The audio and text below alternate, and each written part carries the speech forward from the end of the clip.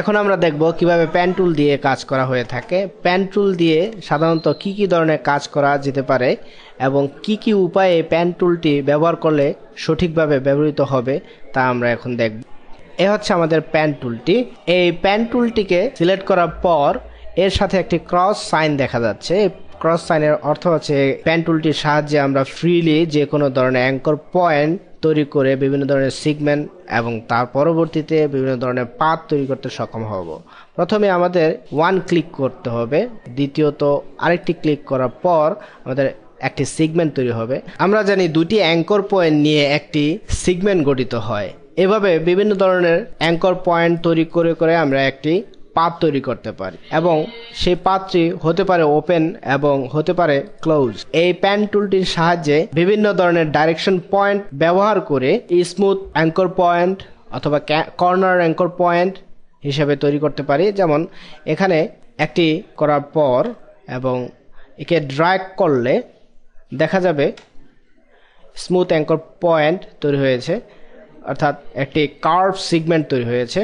এই কার্ভ সিগমেন্টটিকে আমরা বিভিন্নভাবে মডিফাই করতে পারি। এখানে ডাইরেকশন লাইন এবং পয়েন্ট রয়েছে, সেগুলো দিয়ে ডাইরেকশন পয়েন্টটিকে আমরা কনভার্ট অ্যাঙ্কর পয়েন্ট এর সাহায্যে টেনে এর রিপোজিশন করে নিতে পারি। একটি বিষয়ে জেনে নিতে হবে, তা হচ্ছে অ্যাঙ্কর পয়েন্ট একটি এবং ডাইরেকশন পয়েন্ট দুটি এবং লাইন থাকবে একটি, যা ডিভাইডেড হবে অ্যাঙ্কর পয়েন্ট দিয়ে। এখানে ঠিক একই রকমভাবে অ্যাঙ্কর পয়েন্ট দিয়ে দুটি লাইন রয়েছে, ডাইরেকশন লাইন, এবং দুটি ডাইরেকশন পয়েন্ট রয়েছে, যা নাকি আমরা কনভার্ট অ্যাঙ্কর পয়েন্টের সাহায্যে একে মডিফাই করতে সক্ষম হব। কনভার্ট অ্যাঙ্কর পয়েন্টটিকে অর্থাৎ convert anchor point shift plus C, অথবা আমরা পেন টুলটিকে সিলেক্ট করার পর একে ইনিশিয়ালাইজ করার জন্য অল্টার প্রেস করে কনভার্ট অ্যাঙ্কর পয়েন্টটিকে ব্যবহার করতে সক্ষম হব। এখন এই ডাইরেকশন পয়েন্টটিকে টেনে সিগমেন্টটির বক্রতা কমাতে এবং বাড়াতে সক্ষম হব। এখানে যে ডাইরেকশন লাইনটি দেখতে পাচ্ছেন, সেই ডাইরেকশন লাইনটিকে ইচ্ছা করলে আমরা কনভার্ট অ্যাঙ্কর পয়েন্ট এর সাহায্যে পরিবর্তন করতে পারি। এই অ্যাঙ্কর পয়েন্টটিকে এই ডাইরেকশন লাইনটিকে পরিবর্তন করলেও আমাদের যে সিগমেন্টটি রয়েছে সেটির কোনো পরিবর্তন হবে না, এটি অতিরিক্ত হিসাবে রয়েছে। একে আমরা কেটে ফেলার জন্য এভাবে ক্লিক করে কেটে ফেলতে পারি। হ্যাঁ, এবার আসি আমরা কিভাবে স্ট্রেইট লাইন তৈরি করা যেতে পারে। ক্লিক করার পর শিফট ক্লিক, তাহলে স্ট্রেইট লাইন তৈরি হবে এবং এভাবে ঠিক 45 ডিগ্রি অ্যাঙ্গেল এই স্ট্রেইট লাইনটি তৈরি হবে। পেন টুলটির সাহায্যে আরও কিছু বিষয় আমরা দেখে নিই।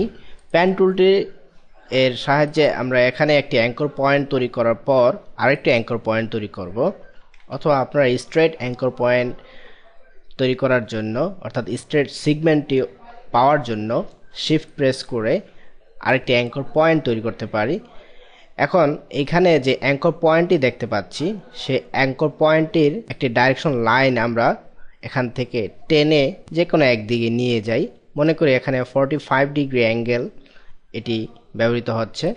এখন আরেকটি যদি অ্যাঙ্কর পয়েন্ট তৈরি করি যে কোনো জায়গায়, মনে করি এখানে একটি অ্যাঙ্কর পয়েন্ট তৈরি করলাম, দেখা যাবে এটি একটি কার্ভ আকৃতিতে দেখাচ্ছে। এখন এই কার্ভটিকে আমরা আরও মডিফাই করতে পারি। এখানে যেই ডাইরেকশন লাইনটি রয়েছে তার পয়েন্টটিকে কনভার্ট অ্যাঙ্কর পয়েন্ট এর সাহায্যে মডিফাই করতে পারি, অথবা মনে করি এখানে যেই পাথটি রয়েছে সেই পাথের সাথে আমরা আরও কিছু অ্যাঙ্কর পয়েন্ট যুক্ত করব, তাহলে দেখা যাবে একটি হ্যাশ চিহ্ন। তার অর্থ হচ্ছে এই অ্যাঙ্কর পয়েন্টটি দ্বারা আমরা যুক্ত হতে পারবো নতুন আরেকটি অ্যাঙ্কর পয়েন্টের সাথে। ক্লিক করার পর এখন আমরা আরেকটি অ্যাঙ্কর পয়েন্ট তৈরি করার পর দেখতে পাচ্ছি এর সাথে এই অ্যাঙ্কর পয়েন্টটি যুক্ত হয়ে একটি সিগমেন্ট তৈরি করেছে এবং তারও আরেকটি ডাইরেকশন লাইন আমরা পাচ্ছি। সাধারণত ডাইরেক্ট সিলেকশন টুল দিয়ে এর উভয় পাশের যে লাইনগুলো রয়েছে সেগুলো মডিফাই হবে। যদি কনভার্ট অ্যাঙ্কর পয়েন্ট এর সাহায্যে একে মডিফাই করার চেষ্টা করি, অর্থাৎ ডাইরেকশন পয়েন্টকে ধরে, সেক্ষেত্রে একদিকের যেই লাইনটি রয়েছে ডাইরেকশন লাইনটি, সেটি দ্বারা প্রভাবিত হবে আমাদের সিগমেন্টটি। এভাবে বিভিন্ন ধরনের অবজেক্ট তৈরি করার ক্ষেত্রে আমরা এই সব বিষয়গুলোকে বিবেচনা করে তৈরি করে থাকব। অ্যাঙ্কর পয়েন্টে আরও কিছু বিষয় আমরা জেনে নেই কিভাবে অ্যাঙ্কর পয়েন্ট অ্যাড করা যেতে পারে। এখানে যেই পাথটি রয়েছে তার উপর আমরা আরেকটি অ্যাঙ্কর পয়েন্ট যোগ করতে পারবো। শুধুমাত্র আমাদের পেন টুলটি এর উপরে নিলেই দেখা যাবে এর পাশে একটি প্লাস সাইন। এর অর্থ হচ্ছে এখানে আমরা ক্লিক করার সাথে সাথেই একটি অ্যাঙ্কর পয়েন্ট যুক্ত করতে সমর্থ হব। এখানে যে অ্যাঙ্কর পয়েন্টটি আছে সে অ্যাঙ্কর পয়েন্টটি আমরা ইচ্ছা করলে ডিলিট অ্যাঙ্কর পয়েন্ট অর্থাৎ মাইনাস ব্যবহার করতে পারি। এভাবে বিভিন্ন ধরনের অ্যাঙ্কর পয়েন্ট তৈরি করে তা আবার ডিলিট করতে সমর্থ হব। অ্যাড অ্যাঙ্কর পয়েন্ট এই টুলটির সাহায্যে অ্যাঙ্কর পয়েন্ট তৈরি করতে পারবো। যদি এই টুলটি সিলেক্ট করে থাকি সর্বদাই এর পাশে একটি প্লাস সাইন দেখা যাবে। এর অর্থ হচ্ছে আমরা এই টুলটির সাহায্যে যে কোনো জায়গায় অ্যাঙ্কর পয়েন্ট তৈরি করতে পারবো। যদি পাথ বরাবর হয় কেবলমাত্র সেখানেই আমরা অ্যাঙ্কর পয়েন্ট তৈরি করতে পারবো। অর্থাৎ পেন টুলটি যদি আমরা ব্যবহার করে থাকি এর ভিতরে যে টুলগুলো রয়েছে বিভিন্ন প্রয়োজনীয় সময়ে পেয়ে থাকবো এবং তা ব্যবহার করতে সমর্থ হব। যেমন এর প্লাস সাইনটি অর্থাৎ অ্যাড অ্যাঙ্কর পয়েন্ট এর যে টুলটি রয়েছে পেন টুলটি, সেটি আমরা পাতের উপরেই পেন টুলটিকে নেওয়ার সাথে সাথেই প্লাস সাইনটি দেখতে পাচ্ছি। এবং যদি ডিলিট করতে চাই কোনো অ্যাঙ্কর পয়েন্ট তার উপরে নিলে একটি মাইনাস সাইন দেখতে পাবো। এর অর্থ হচ্ছে এটাকে আমরা এখন ডিলিট করতে সমর্থ হব। যেমন এটিকে ডিলিট করা যাক। এইভাবে আমরা অ্যাঙ্কর পয়েন্টগুলোকে প্রয়োজনীয় অ্যাঙ্কর পয়েন্টগুলোকে রেখে দেব এবং অপ্রয়োজনীয় অ্যাঙ্কর পয়েন্টগুলোকে ডিলিট করে দেব। আরও একটি সিস্টেমে আমরা অ্যাঙ্কর পয়েন্টগুলোকে যোগ করতে পারি। অবজেক্ট থেকে পাথ অ্যাড অ্যাঙ্কর পয়েন্ট, এখানে প্রত্যেকটি সেগমেন্টের ভিতরে একটি করে অ্যাঙ্কর পয়েন্ট যুক্ত হবে এবং সেই অ্যাঙ্কর পয়েন্টটিকে ইচ্ছা করলে এর যে ডাইরেকশন লাইনটি থাকবে তা দ্বারা একে মডিফাই করতে সমর্থ হব। তাছাড়া অ্যাঙ্কর পয়েন্টটিকে আমরা টেনে এর অবস্থানকে পরিবর্তন করতে পারবো। কোনো অ্যাঙ্কর পয়েন্টগুলোকে পরিবর্তন করতে চাইলে এর যে ডাইরেকশন লাইনগুলো আছে সেগুলো দিয়ে আমরা পরিবর্তন করতে পারবো। এখন এই অ্যাঙ্কর পয়েন্টগুলোকে যদি সিলেক্ট করতে চাই মাল্টিপল অবস্থায় তাহলে সেই ক্ষেত্রে শিফট প্রেস করে মাল্টিপল অ্যাঙ্কর পয়েন্টগুলোকে সিলেক্ট করতে সমর্থ হব। যদি কোনো প্রকারের কাজের প্রয়োজন হয় অ্যাঙ্কর পয়েন্টগুলোকে নিয়ে সেই ক্ষেত্রে প্রয়োজনীয় অ্যাঙ্কর পয়েন্টগুলোকে এভাবে সিলেক্ট করে নেব। আমরা যে সেগমেন্ট বা যে অ্যাঙ্কর পয়েন্টগুলোকে তৈরি করলাম সেগুলোকে বিভিন্ন উপায়ে সিলেক্ট করতে পারি। এখানে একটি ল্যাসো টুল রয়েছে, সেই টুলটির সাহায্যে বিভিন্ন ধরনের অ্যাঙ্কর পয়েন্টের উপর এভাবে রাউন্ড করে এগুলাকে সিলেক্ট করতে সমর্থ হব। এটি যে সিলেক্টেড অবস্থায় রয়েছে তা আমরা বুঝতে পারতেছি এটি সলিড অবস্থায় আছে, যার ভিতরে কোনো হলো নেই। যেগুলো নাকি আনসিলেক্টেড অবস্থায় থাকে তার ভিতরে হলো আকৃতি দেখা যাচ্ছে। কোনো সেগমেন্টকে সিলেক্ট করার জন্য এর উপরে যদি আমরা এইভাবে রাউন্ড করি তাহলে ওই সেগমেন্টটি সিলেক্ট হবে। এটি সিলেক্ট হয়েছে কিনা তা বোঝার জন্য সেগমেন্টটিকে আমরা টেনে রিসাইজ করতে পারি অথবা এর অবস্থানকে পরিবর্তন করে দেখতে পারি।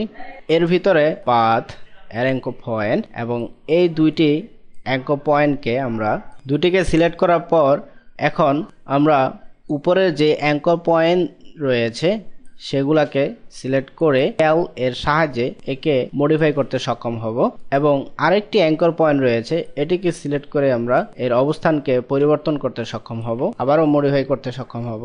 অল্টার প্লাস ড্রাগ করে একে কপি করতে সক্ষম হব এবং কপি করার পর অর্থাৎ যেই সেগমেন্টগুলো রয়েছে সেগুলোকে আমরা কপি করতে সক্ষম হব। ইচ্ছা করলে এর একটি কালার সেট আপ করে দিতে পারি। এভাবে বিভিন্ন ধরনের অ্যাঙ্কর পয়েন্ট এবং সেগমেন্টগুলোকে ব্যবহার করতে সক্ষম হবেন। মনে করি এই সেগমেন্ট দুটির ক্ষেত্রে দুটি অ্যাঙ্কর পয়েন্ট রয়েছে। এই দুটি অ্যাঙ্কর পয়েন্টকে যদি আমরা যুক্ত করতে চাই সেক্ষেত্রে অ্যাঙ্কর পয়েন্ট এর কন্ট্রোল প্যানেল থেকে এই বাটনে ক্লিক করলে এর দুটি অ্যাঙ্কর পয়েন্ট একটি সেগমেন্ট দ্বারা যুক্ত হয়ে যাবে। ঠিক একই কাজ আমরা অবজেক্ট থেকে পাথ এবং জয়েন অথবা কন্ট্রোল প্লাস জে প্রেস করেও একই কাজ করতে পারি। এখন আপনারা যদি মনে করেন এই দুটি অ্যাঙ্কর পয়েন্ট কাছাকাছি আনবেন সেক্ষেত্রে অ্যাভারেজ ওকে, বাট এটি কিন্তু এখনো জয়েন হয় নাই। তো জয়েন করার জন্য আমরা আবারও পাথ থেকে জয়েন, কর্নার অথবা স্মুথ যে কোনো একটি ব্যবহার করতে পারেন।